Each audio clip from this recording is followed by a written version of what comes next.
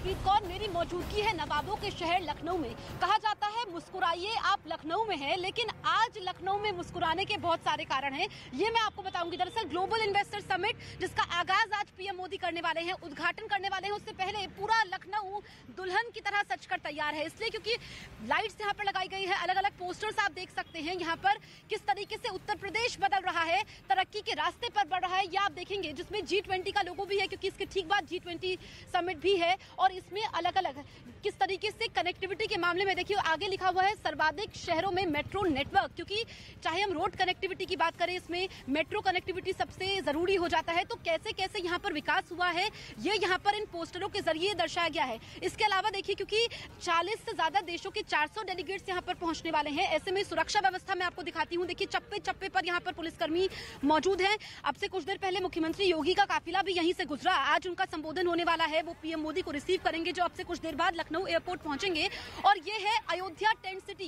ये मैं आपको दिखाती हूँ, क्योंकि लखनऊ में रह करके आप अयोध्या को समझ पाएंगे। लखनऊ में रह करके आप अयोध्या को इसलिए समझ पाएंगे, भगवान राम के बारे में जान पाएंगे, यानी कि जो विदेशी मेहमान पहुंचे हैं वो किस तरीके से भगवान राम की नगरी को समझ पाए। अब आप देखिए, ये गुंबद जैसा आकार दिया गया है, ये बड़ा सा गेट है, नीचे सुरक्षा कर्मी है, पुलिस की मौजूदगी है, यहाँ पर हर आने जाने वाले की चेकिंग भी हो रही है। और आजादी का अमृत महोत्सव देश मना रहा है, इसका भी लोगो यहाँ पर लगाया गया है। तो पूरी तरीके से यहाँ पर कैसे जो भारत की संस्कृति है, भारत की विरासत है, उससे रूबरू करवाया जा सके। और लखनऊ तैयार है। वैसे भी लखनऊ का एक अपना अलग अंदाज है, अपना अलग मिजाज है और अपनी मेहमान नवाजी के लिए जाना जाता है। अब आप देखेंगे रामायण, ये सबसे जरूरी है और आकर्षण का केंद्र है, क्योंकि जो भी यहाँ पर पहुंच रहे हैं वो जरूर देख रहे हैं।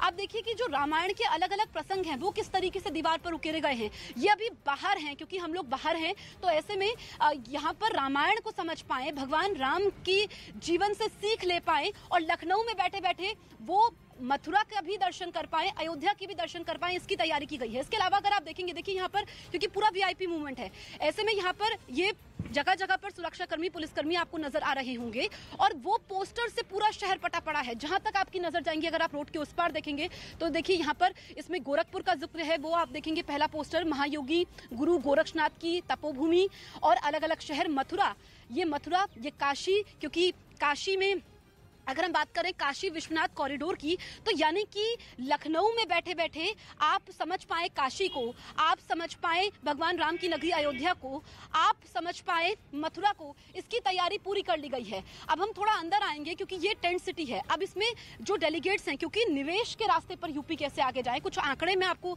समझा देती हूँ। आंकड़े ये हैं कि दरअसल मुख्यमंत्री योगी ने कहा था कि जो निवेश का मेला है, जिसका उद्घाटन पीएम मोदी करने वाले हैं, इसमें लक्ष्य ये था कि 10 लाख करोड़ का निवेश आए। लेकिन पहले से जो प्रस्ताव आए हैं वो उम्मीदों से परे हैं, यानी कि 25 लाख करोड़ से ऊपर के प्रस्ताव आ चुके हैं, जिसमें नौकरियों की बाहर आने वाली है, ये कहा जा रहा है। यही मुख्यमंत्री योगी की कोशिश भी है, $1 ट्रिलियन इकोनॉमी, अर्थव्यवस्था बनाने का लक्ष्य है। अब जो निवेश का मेला होता है, इसको इस तरीके से आप समझिए कि जो विदेशी निवेशक हैं, और जब यहाँ पर ग्लोबल इन्वेस्टर समिट है, तो जो निवेशक यहाँ पर आएंगे उसमें राज्य सरकार उनको क्या क्या रियायतें देगी, ताकि अगर वो अपना स्टार्टअप शुरू कर पाए तो सबसे सस्ती और अच्छी मैन पावर यूपी सरकार उनको उपलब्ध करवाएगी, क्योंकि देश की अर्थव्यवस्था को गति देने के लिए राज्यों का अहम योगदान होता है। और उत्तर प्रदेश इसमें कैसे योगदान देगा, ये जरूरी है। ये तो है, निवेश का मेला तो है, यहाँ पर उद्योगपतियों का महाकुंभ है, लेकिन किस तरीके से यहाँ पर धार्मिक समागम भी देखने को मिल रहा है, सांस्कृतिक समागम भी देखने को मिल रहा है। ये इन तस्वीरों के जरिए आप समझिए, यहाँ पर एक एक चीज और अंग्रेजी में लिखा गया है, यहाँ पर एक एक चीज को दीवार पर उकेरा गया है रामायण के, और यहाँ पर ये अंग्रेजी में लिखा भी गया है। अच्छा, ये बड़ा दिलचस्प पोस्टर है। थोड़ा सा हम फिर से निजाम जी आगे आएंगे, क्योंकि यहाँ पर इसमें जब भगवान राम और माता सीता की शादी हुई थी, ये भी देखिए दीवार पर उकेरा गया है। वो तस्वीर भी मैं आपको दिखा देती हूँ, यहाँ पर उनके जीवन के बारे में, और जो माता सीता का भगवान राम के प्रति समर्पण था वो भी इसमें उकेरा गया है। यानी कि निवेश के बारे में तो जान पाए, लेकिन यूपी की संस्कृति को, जो हमारी धार्मिक संस्कृति है, उसकी तहजीब को समझ पाए, ये दिखाया गया है। ये एक एक करके है। उसके अलावा अगर आप देखेंगे न्यू इंडियाज ग्रोथ इंजन, तो यानी कि जो समिट होने वाली है कि किस तरीके से तरक्की के रास्ते पर बढ़ रहा है, अगर आप देखेंगे तो पूरे यहाँ पर पोस्टर्स लगाए गए हैं। उस तरफ हम आपको दिखाते हैं, ये पोस्टर्स आप देख सकते हैं, और यहाँ पर ये फॉरेन एक्सचेंज काउंटर, अलग अलग काउंटर्स यहाँ पर लगाए गए हैं, पोस्टर्स हैं। इसके अलावा देखिए आप न्यूज 18 इंडिया के जरिए भव्य राम मंदिर का मॉडल, जो कि खूबसूरत लाइट्स यहाँ पर सजाई गई है, उसके जरिए ये दिखाया गया है। यानी कि यहाँ पर भगवान राम भी हैं उनका धाम भी है, निवेश का मेला भी है, एक तरीके से आर्थिक धार्मिक समागम यहाँ पर लखनऊ में हो रहा है। इसके लिए लखनऊ तैयार है, क्योंकि कुछ देर का इंतजार। और मैं वो तस्वीर भी आपको दिखाऊंगी जहां पर पीएम मोदी जाने वाले हैं, उद्घाटन करेंगे, वहां पर हॉल में कैसी व्यवस्था है, वो सारी तस्वीरें हम आपको दिखाने वाले हैं। लेकिन देखिए यहाँ पर अलग अलग काउंटर्स बनाए गए हैं ताकि कोई दिक्कत ना हो। ये पुलिस स्टेशन जहां पर आप देख सकते हैं पुलिस कर्मियों की मौजूदगी है यहाँ पर। तो कोई भी अगर शिकायत होती है मेहमानों को, जो विदेशी डेलीगेट्स हैं 40 से ज्यादा देशों के, और इसमें सबसे खास बात है कि जो यूपी सरकार के तमाम मंत्री थे उन्होंने विदेशों में जाकर के रोड शो की और ये बताने की कोशिश की कि क्यों निवेश के लिहाज से यूपी उनकी पहली पसंद है, क्यों निवेशकों की पहली पसंद यूपी बना हुआ है। और मुख्यमंत्री योगी ये कह चुके हैं कि 2017 से 2022 तक यूपी जो था वो उत्तम प्रदेश था, लेकिन अब इसको सर्वोत्तम प्रदेश बनाना है। अब आप देखिए ये फायर सर्विस का ये काउंटर है, अलग अलग काउंटर्स हैं, और ये एटीएम ऑन व्हील, यानी कि जो मेहमान नवाजी के लिए लखनऊ जाना जाता है इसमें कोई दिक्कत ना हो। अब अलग अलग क्राफ्ट्स के लिए भी बनाए गए हैं, ये हम थोड़ा सा पीछे आते हैं, ये आपको दिखाएंगे। स्पिरिचुअल क्राफ्ट्स का यहाँ पे है, इसके अलावा district administrative and protocol office, तो ये सारी चीजें यहाँ पर हैं जो अलग अलग ऑफिसेज यहाँ पर बनाए गए हैं। अब सबसे खास, क्योंकि हम लोग ग्राउंड जीरो पर मौजूद हैं, सुबह से हमारी कवरेज जारी है, लेकिन भगवान राम के दर्शन हम आपको करवाते हैं, क्योंकि बड़ी सी मूर्ति यहाँ पर भगवान राम की लगाई गई है, वो उसके करीब मैं पहुंच रही हूँ, क्योंकि काफी बड़े एरिया में एक तरह से 5 स्टार होटल से कम सुविधाएं नहीं है, लेकिन कैसे ये समागम है धार्मिक आर्थिक, ये हम आपको बता रहे हैं। पीछे मेरे ठीक पीछे आप देखिए, ये पहले तो भगवान राम की मूर्ति, निजाम मेरे सहयोगी आपको दिखाएंगे वो तस्वीर, और यूपी इन्वेस्टर ग्लोबल समिट जो है उसका लोगो भी है, ये हम देखते हैं। ये भगवान राम की मूर्ति देखिए किस तरीके से गमले लगाए गए हैं, खूबसूरत, यानी कि जो डेलीगेट्स यहाँ पर पहुंचे हैं वो भगवान राम के दर्शन कर पाएं। इसके अलावा ये जो लोगो है ये आप दिखाइए, 10 से 12 फरवरी, जिसका उद्घाटन अब से कुछ देर बाद पीएम मोदी करने वाले हैं, और उसका जो समापन है वो राष्ट्रपति द्रौपदी मुर्मू करेगी। यूपी कैसे बदल रहा है इसकी झलक भी है, क्योंकि अयोध्या की झलक है इसमें। आप देखिए दीपोत्सव कार्यक्रम, ये बड़ा सा पोस्टर, ये सबसे अहम हो जाता है, अलौकिक अयोध्या, यानी कि जो अयोध्या तो बदल रही है उसके साथ साथ यूपी कैसे बदल रहा है, विकास के नए आयाम कर रहा है, वो भी इसके जरिए बताने की कोशिश की गई है। New India's growth engine, financial hub कैसे यूपी को बनाना है।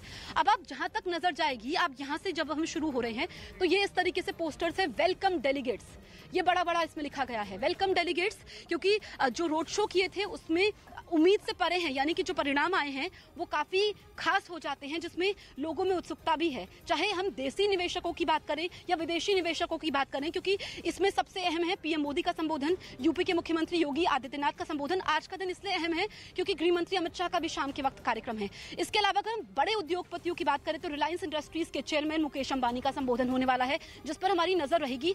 और कैसे निवेश के लिए, क्योंकि निवेश अगर होता है, कोई भी इंडस्ट्री वो अगर निवेश करती है किसी राज्य में तो राज्य सरकार रियायतें देती है। रियायत देने से यह होता है कि अगर आप कोई स्टार्टअप करते हैं उसमें आपको फायदा पहुंचता है। और जो आंकड़े हैं वो बेहद चौंकाने वाले हैं, अच्छे इस लिहाज से है कि जितनी भी मोबाइल फोन की मैन्युफैक्चरिंग देश में हो रही है उसमें 45% मैन्युफैक्चरिंग यूपी में हो रही है, यानी कि यूपी उसमें नंबर 1 पर है। इसके अलावा अब आप देखिए ये जो पोस्टर्स है, निजाम आप दिखाइए, क्योंकि इसमें जो निवेशकों की रुचि है सबसे ज्यादा वो पहले नंबर पर इसमें आता है मैन्युफैक्चरिंग सेक्टर, दूसरे नंबर की अगर हम बात करें तो वो आता है एग्रीकल्चर सेक्टर, तीसरे नंबर की अगर हम बात करें तो इसमें आता है आपका इंफ्रास्ट्रक्चर, और चौथे नंबर पर आपका आता है टेक्सटाइल, और इसके अलावा 5वें नंबर पर आता है आपका पर्यटन। यानी कि मैं रेशियो आपको बता रही हूँ कि इसमें निवेशकों की पहली पसंद जो है वो मैन्युफैक्चरिंग है, और एक एक करके इसलिए इसमें फायदा होने वाला है। जो महाकुंभ है इस पर हमारी नजर लगातार बनी हुई है।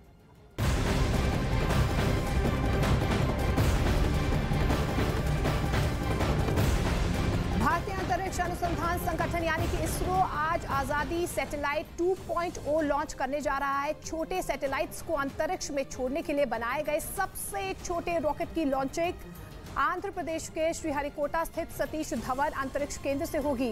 इसरो के मुताबिक करीब 15 मिनट के उड़ान के दौरान ये रॉकेट 3 उपग्रहों को अंतरिक्ष में छोड़ेगा।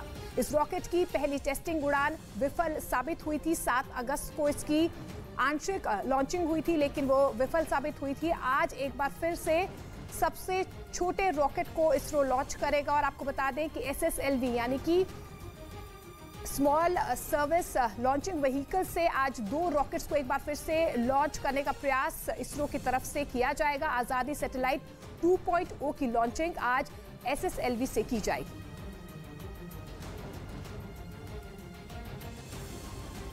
तो शॉर्ट स्पेस, तो देखिए लाइव काउंटर भी चल रहा है। 52 सेकंड फिलहाल बचे हुए हैं। आजादी सैटेलाइट 2.0 लॉन्च होगा श्रीहरिकोटा से, आंध्र प्रदेश के श्रीहरिकोटा से होगा। इसरो की तरफ से 7 अगस्त को भी पहले इसका आंशिक लॉन्चिंग की गई थी और 2 छोटे सैटेलाइट्स रॉकेट्स को छोड़ा भी गया था, लेकिन वो दूसरे ऑर्बिट में चले गए थे, विफल साबित हुआ था। एक बार फिर से अभी आज एक बार फिर से आजादी सैटेलाइट 2.0 लॉन्च होगा। -25 सेकंड्स और बेहद करीब है लॉन्चिंग के, 25 सेकंड बचे हुए हैं। -15 10 तो आपको बता दें कि शॉर्ट स्पेस लॉन्चिंग व्हीकल से 6 5 4 3 2 1 0 Beautiful launch of SSLV D2 EOS 07 on a bright sunny morning. प्रज्वलन और सफलतापूर्ण उत्थापन SSLV D2 प्रोमोचकयान का अपनी उद्दिष्ट कक्षा की ओर SSLV D2 EOS 7 मिशन।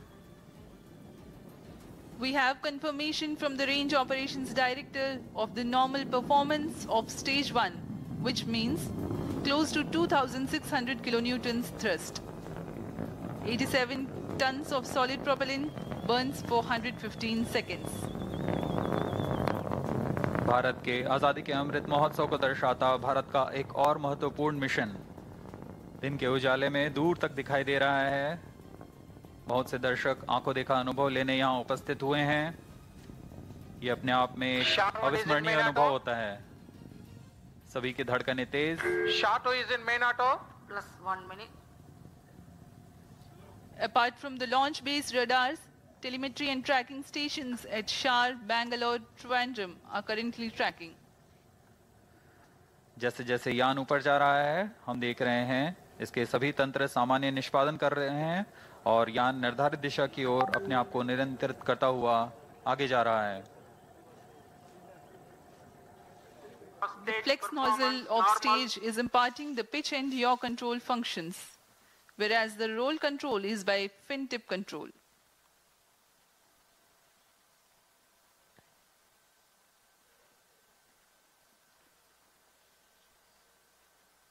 यान अपेक्षित पथ का अनुकरण करता हुआ। On your TV screens, the simulation of the flight. The separation of SS1 will follow the ignition of second stage. कुछ ही क्षणों में द्वितीय चरण का प्रज्वलन हो, प्रथम चरण को पृथक कर दिया जाएगा। Second stage ignited. First stage separated. 2C separated. द्वितीय चरण का प्रज्वलन शुरू हो चुका है और प्रथम चरण को सफलतापूर्वक पृथक कर दिया गया है। The second stage of the rocket has commenced its operation and the first stage has been. तो सबसे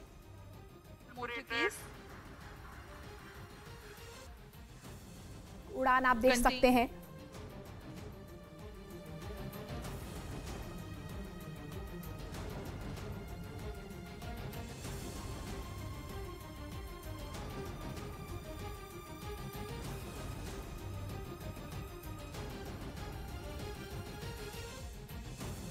प्रति सेकंड।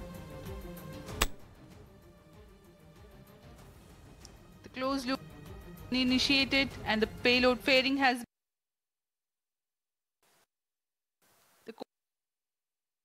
तो सबसे छोटा रॉकेट SSLV D2 लॉन्च हो चुका है, सफल इसकी लॉन्चिंग हुई है। आप तस्वीरों में देख पा रहे हैं अंतरिक्ष में भारत की ये नई उड़ान आजादी सैटेलाइट 2.0 लॉन्च हो चुका है।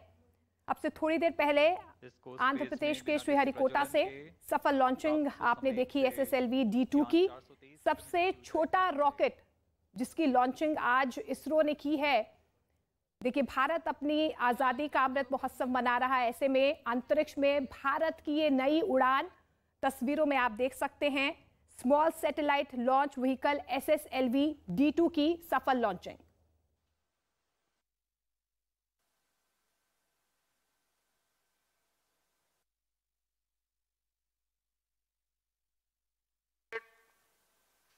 तो small satellite launching vehicle SSLV D2 की सफल लॉन्चिंग आप देख पा रहे हैं और भारत में देखिए किस तरीके से नई मजबूती, नई उड़ान भारत की। Vehicle is in combined hosting and performance is normal. Of 100 seconds, the SS2 will separate 200 seconds after it.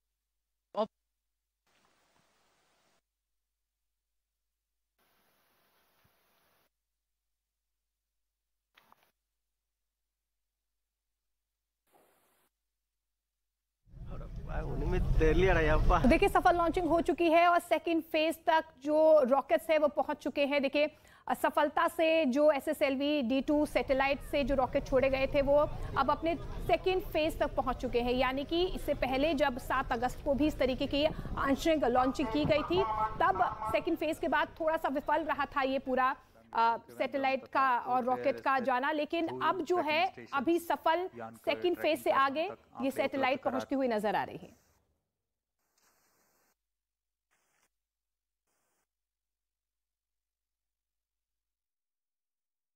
उधर कंगाल अब पाकिस्तान में लोगों ने अजीबोगरीब हरकतें शुरू कर दी और एक ऐसे शख्स का वीडियो वायरल हो गया जिसने खुद को पाकिस्तान का नया राष्ट्रपति घोषित कर दिया और दावा किया कि पाकिस्तान के कायदे आजम जिन्ना उसके सपने में आए थे। यही नहीं, इस शख्स ने कहा कि जिन्ना ने उसे पाकिस्तान का नया राष्ट्रपति बना दिया है। उन्होंने फरमाया कि हम तुमसे अहद लेते हैं, हम तुमको पाकिस्तान का सदर बनाते हैं। कंगाल पाकिस्तान में लोगों की अजीबोगरीब हरकतों के कई वीडियो वायरल हुए, लेकिन पहली बार ऐसा कोई वीडियो आया जिसमें एक शख्स रातों रात वहां का राष्ट्रपति होने का दावा कर रहा है। भुखमरी से मर रहे पाकिस्तान में इस शख्स का वीडियो तेजी से वायरल हो गया। किसी ने यह पता करने की कोशिश नहीं की कि वो नया है या पुराना, क्योंकि लोग इस वीडियो का इस्तेमाल अपनी सरकार को सच्चाई दिखाने के लिए कर रहे हैं। वीडियो देखने वाले लोगों ने ये तक कहा कि पाकिस्तान की नैया अब कोई ऐसा ही शख्स पार लगा सकता है, क्योंकि वहां की नाकारा सरकार तो कुछ नहीं कर रही। इसलिए अल्लाह भरोसे बैठे पाकिस्तान में बहुत सारे लोगों ने वीडियो में दिख रहे शख्स की बातों को गंभीरता से लेना शुरू कर दिया, या यूं कहें कि उनके लिए पाकिस्तान के असली राष्ट्रपति या प्रधानमंत्री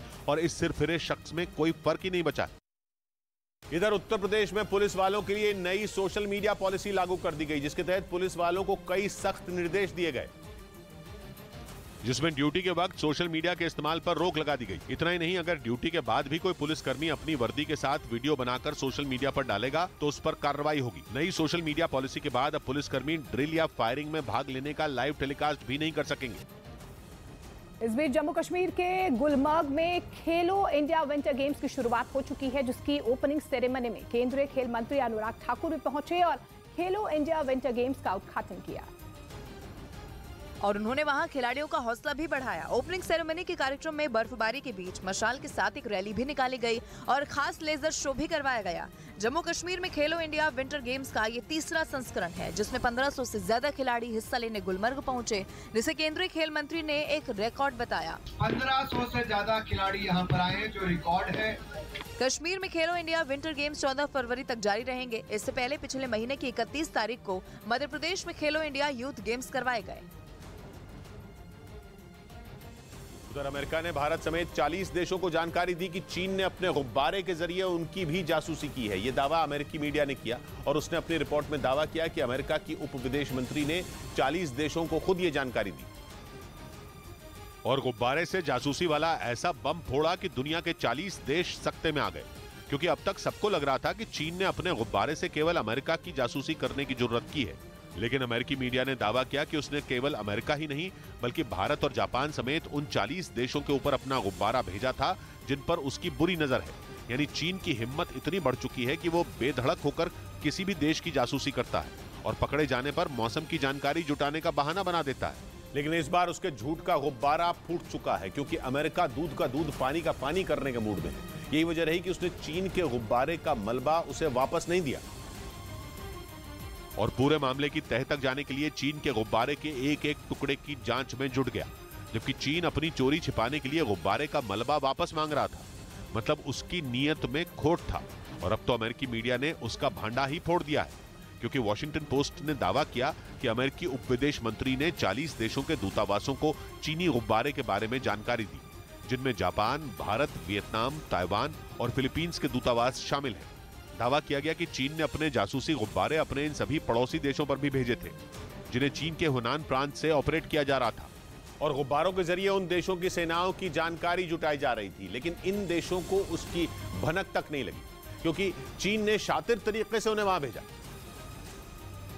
और अपने पड़ोसी देशों के नाक के नीचे से जानकारी चुरा ली। अमेरिका का कहना है कि चीन के गुब्बारों को कई महाद्वीपों पर मंडराता देखा जा चुका है और गुब्बारे चीन की आर्मी का हिस्सा हैं, या यूं कहें कि ये गुब्बारे नहीं बल्कि चीन के हथियार हैं, जो भारत और जापान जैसे देशों के लिए खतरे की घंटी बजा रहे हैं, क्योंकि ये दोनों देश क्वाड का हिस्सा हैं और चीन की आंखों में चुभते हैं। और अगर अमेरिका और चीन की जंग हुई तो फिर भारत और जापान पर भी इसका असर पड़ सकता है, और इसीलिए चीन अपने हर दुश्मन के आसमान पर अपना जासूस उड़ा रहा है, जिसके बारे में अमेरिका को पता चल गया और उसने चीन की असलियत बता दी। चीन ने एक प्रोपेगेंडा वीडियो जारी कर जासूसी गुब्बारे वाली घटना पर अमेरिका का मजाक उड़ाया। 3 दिन पहले ही अमेरिका चीन के जासूसी गुब्बारे को मारकर गिरा चुका है, लेकिन प्रोपेगेंडा वीडियो में चीन ने अपने जासूसी गुब्बारे को हॉलीवुड की फिल्म मिशन इम्पॉसिबल के म्यूजिक पर आसमान में तेजी से उड़ता दिखाया। इस वीडियो में अमेरिका का 5वीं पीढ़ी का F-22 रैप्टर लड़ाकू विमान भी नजर आया, जो चीन के गुब्बारे का पीछा करता दिखा। प्रोपेगेंडा वीडियो में अमेरिका का विमान चीन के गुब्बारे पर ताबड़तोड़ गोलियां बरसाता नजर आया, लेकिन जासूसी गुब्बारा विमान की रफ्तार से भी तेज उड़ता दिखा। अमेरिका का मजाक उड़ाने के लिए चीन ने घातक लड़ाकू विमान को मामूली खिलौने की तरह पेश किया, जबकि अपने गुब्बारे को मिशन इम्पॉसिबल के हीरो टॉम क्रूज की तरह। इतना ही नहीं, वीडियो के आखिर में चीन ने अपने गुब्बारे से ही अमेरिका के लड़ाकू विमान को मार गिराते हुए भी दिखाया। मध्य प्रदेश के रतलाम में रफ्तार का कहर देखने को मिला है, जहां पर बेकाबू ट्रक ने मोटरसाइकिल सवार को कुचल दिया। हादसा वहां पर लगे सीसीटीवी कैमरे में रिकॉर्ड हो गया। वीडियो में एक महिला समेत 2 लोग मोटरसाइकिल पर सवार होकर जाते हुए दिखे। इस दौरान पीछे से आ रहे तेज रफ्तार ट्रक ने मोटरसाइकिल को जोरदार टक्कर मारी, जिसके बाद मोटरसाइकिल सवार दोनों लोग सड़क पर गिर गए और बेकाबू ट्रक महिला को कुचलते हुए आगे बढ़ा, जिससे महिला की मौके पर ही मौत हो गई। तो टक्कर लगी, दोनों नीचे गिर गए थे, तो महिला जो पीछे बैठी थी वो पिछले वाले पहिए में आ गई, जिसकी मौके पर मृत्यु हो गई। घटना पास की दुकान में लगे सीसीटीवी कैमरे में रिकॉर्ड हो गई। हादसे के बाद आरोपी चालक ट्रक छोड़कर फरार हो गया। पुलिस ने मौके से ट्रक को जब्त कर लिया और चालक की गिरफ्तारी के लिए लगातार दबिश दे रही है। ईरान ने एक ऐसी बैलिस्टिक मिसाइल की झलक दिखाई जिसके ऊपर इजरायल की मौत का फरमान लिखा था। ईरान की इस बैलिस्टिक मिसाइल की तस्वीर सामने आने के बाद इस बात का डर बढ़ गया कि इजरायल के ऊपर किसी भी वक्त हमला हो सकता, क्योंकि ईरान की खतरनाक मिसाइल के ऊपर एक संदेश लिखा गया था जो इजरायल में बोली जाने वाली हिब्रू भाषा में लिखा था। ईरान के मीडिया के मुताबिक मिसाइल पर जो लिखा गया था उसका मतलब इजरायल की मौत है, यानी ईरान ने इजरायल को उसी की भाषा में मौत वाला फरमान सुना दिया। ईरान की मीडिया के मुताबिक इस्फहान शहर में लगाई गई ये सैन्य प्रदर्शनी में एक घातक मिसाइल दुनिया के सामने लाई गई। ईरान के इसी इस्फहान शहर में हथियारों की एक फैक्ट्री पर पिछले महीने ड्रोन से हमला किया गया था। हालांकि ईरान ने ज्यादा नुकसान होने से पहले ही उस ड्रोन को मार गिराया था। तब यह दावा किया गया था कि जिस फैक्ट्री पर हमला हुआ वहां खतरनाक मिसाइलें तैयार की जाती हैं। और अब उसी शहर में लगाई गई हथियारों की एक प्रदर्शनी में हैरान ईरान अपनी बैलिस्टिक मिसाइल की ताकत इजरायल और अमेरिका दोनों को दिखा रहा है, जिसके बाद माना जा रहा है कि ईरान ने इजरायल को दुनिया के नक्शे से मिटा देने वाली धमकी पर काम करना शुरू कर दिया है, क्योंकि इजरायल दुनिया के कई देशों को ईरान के खिलाफ खड़ा करने में जुटा है। इसके लिए वो बार बार ईरान के हाथ परमाणु बम लगने का डर दिखा रहा है। कहा जा रहा है कि अमेरिका समेत कई देशों के सामने इजरायल ने ईरान को विलन साबित कर भी दिया है। उसने सिर्फ परमाणु बम ही नहीं बल्कि ईरान की खतरनाक मिसाइलों को भी बड़ा खतरा बता दिया, जिसके बाद अमेरिका तो खुलकर ईरान से भिड़ने को तैयार दिख रहा है, जबकि इजरायल भी आए दिन ईरान के ठिकानों को निशाना बनाने की धमकी देने लगा। इतना ही नहीं, इस्फहान की हथियार फैक्ट्री पर हमले के पीछे भी इजरायल का ही हाथ बताया गया, जिसके बाद ईरान ने इजरायल की शिकायत संयुक्त राष्ट्र सुरक्षा परिषद से भी की थी। हालांकि इसके बाद भी इजरायल ने ईरान को धमकाना नहीं छोड़ा। कुछ रोज पहले तो यह भी खबर आई थी कि इजरायल के निशाने पर ईरान के 3000 ठिकाने हैं, जिन पर हमला करने की उसने पूरी तैयारी भी कर ली है। कहा जा रहा है कि इसके बाद ही ईरान ने इजरायल को उसी की भाषा में जवाब देने की ठान ली, जिसकी पहली झलक ईरान ने एक रोज पहले ही दिखाई। ईरान ने अपने ईगल 44 एयरबेस का वीडियो पहली बार जारी किया। ईरान ने दावा किया कि उसके ईगल 44 एयरबेस में एक से बढ़कर एक लड़ाकू विमान तैनात हैं।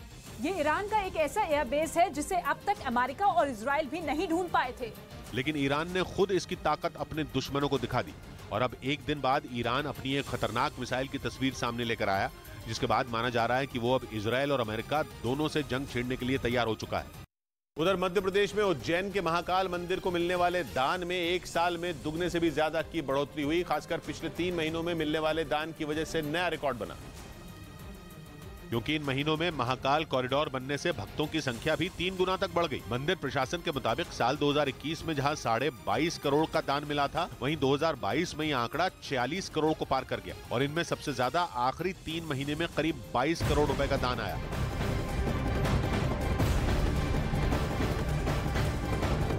पंजाब के भटिंडा से लापरवाही का एक वीडियो सामने आया है, जिसमें सड़क पर चलती स्कूल वैन से एक बच्ची नीचे गिर गई और वैन चालक को इसकी भनक भी नहीं लगी।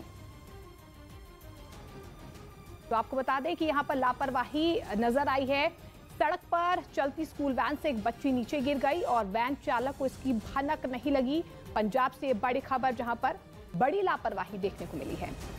अगली खबर की तरफ बढ़ते हैं। इस बीच बड़ी खबर तुर्की से आ रही है, जहां पर भारत ऑपरेशन दोस्त के तहत एनडीआरएफ की 4 और टीमें तुर्की भेज रहा है। जानकारी मिल पा रही है जो जल्द ही हादसे वाली जगह भी पहुंच जाएंगी। एनडीआरएफ की 3 टीमें पहले से ही तुर्की में मौजूद हैं और राहत बचाव के कार्य में जुटी हुई हैं।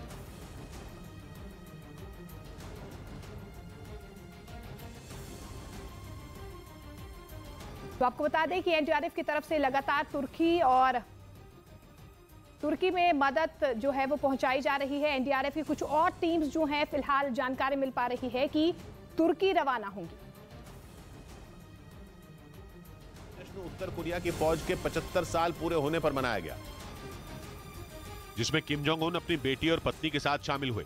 राजधानी प्योंगयांग में रात के वक्त हुई इस मिलिट्री परेड में उत्तर कोरिया की फौज ने अपनी कई घातक मिसाइलों का प्रदर्शन किया, जिसमें उसकी सबसे खतरनाक मिसाइलों में से एक हवासोंग भी नजर आई, जिसके दम पर उत्तर कोरिया अमेरिका को नक्शे से मिटा देने की चेतावनी तक दे चुका है। हवासोंग किम जोंग उन के मिसाइल जखीरे की सबसे खतरनाक और सबसे आधुनिक मिसाइल मानी जाती है, जिसे इस मिलिट्री परेड में दुनिया के सामने दिखाकर उत्तर कोरिया ने एक बार फिर अपनी ताकत का प्रदर्शन किया। साथ ही कई आधुनिक और नई मिसाइलों की ताकत भी दिखाई। पश्चिमी मीडिया का दावा है कि किम जोंग उन ये बस अमेरिका को डराने के इरादे से कर रहे हैं और इसके लिए वो अपने हर हथियार की नुमाइश पूरे जोर शोर से कर रहे हैं। खबर तो यह भी है कि किम जोंग उन ने अपने पुराने लड़ाकू विमानों के इस्तेमाल को बंद करने के प्रस्ताव को भी नकार दिया। माना जा रहा है कि कई साल पुरानी तकनीक से लैस होने के बावजूद किम जोंग उन का भरोसा अपने विमानों से टस से मस तक नहीं हुआ। ऐसा इसलिए क्योंकि इन विमानों से अब तक अमेरिका खौफ खाता है। उत्तर कोरिया का आरोप है कि उसकी ताकत पर अंकुश लगाने के लिए अमेरिका ने उस पर कई प्रतिबंध लादने की कोशिश की, लेकिन वो अपनी सुरक्षा और अपनी फौज की जरूरतों को पूरा करने के लिए हर मुमकिन कदम उठाने से पीछे नहीं हटेगा। उधर धोनी ने खेत में ट्रैक्टर चलाने का एक वीडियो सोशल मीडिया पर पोस्ट किया, जो वायरल हो गया, जिसमें धोनी खुद ट्रैक्टर चलाते हुए खेतों की जुताई करते दिखे। वीडियो के साथ उन्होंने इंस्टाग्राम पर कुछ नया सीखने का जिक्र करते हुए अपना अनुभव साझा किया। धोनी के इस वीडियो को सोशल मीडिया पर खूब पसंद किया जा रहा है।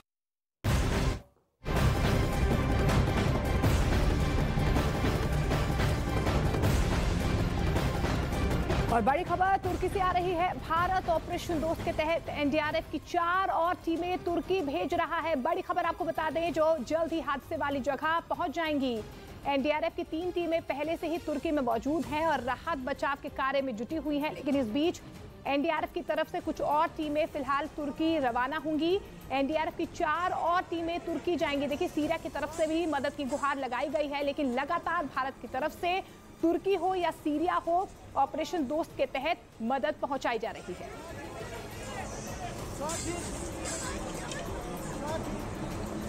तो बड़ी खबर आपको बता दें, एनडीआरएफ की 4 और टीमें तुर्की जाएंगी। ये बड़ी खबर सामने आ रही है। देखिए, लगातार एनडीआरएफ की टीम्स वहां पर लोगों की मदद कर रही है। ऑपरेशनल वहां पर लगातार एनडीआरएफ की टीम्स जो है लगी हुई हैं। राहत और बचाव कार्य लगातार वहां पर जारी है। इस बीच जानकारी मिल पा रही है कि 3 टीमें पहले से मौजूद है, लेकिन 4 और टीमें फिलहाल तुर्की रवाना हो रही है और भारत की तरफ से लगातार मदद भेजी जा रही है।